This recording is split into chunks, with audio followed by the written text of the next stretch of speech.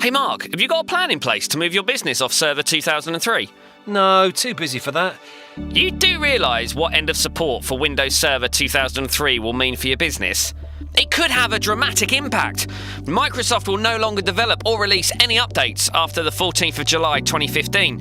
To put this in perspective, 37 critical updates were released in 2013. Imagine what impact 0 updates will have on your infrastructure. After support ends, your organisation will likely fail to meet most industry-wide compliance standards and regulations.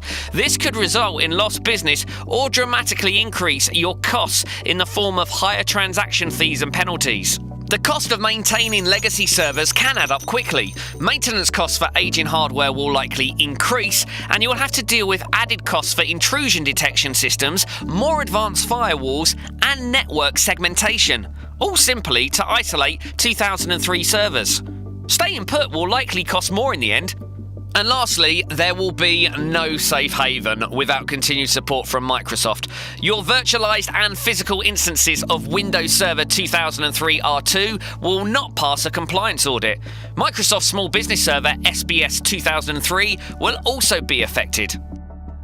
You're looking well. How are things? Thanks, Mark. I'm really well. I tell you what, I was so glad I decided to set aside time to migrate early over to Server 2012. Turned out I needed to upgrade my servers to Gen 9 as my old Gen 5s would not accept Server 2012. I then put my backup solution into the cloud with Azure and now use Office 365 for email. Business is now booming, I just got a big new client, staff efficiency is up, and morale is great thanks to the new HP Gen 9 servers we put in. With better performance, whilst using less power than my old servers, we now have a seamless VM system. That means my staff can work from home without any lag. You? Not so good, to be honest. We had a disaster last week when a virus hit our servers and we lost a lot of data. Unhappy staff, I had 2 days where I couldn't transact any business, and 3 hefty day rates for the most expensive techie guy in the world.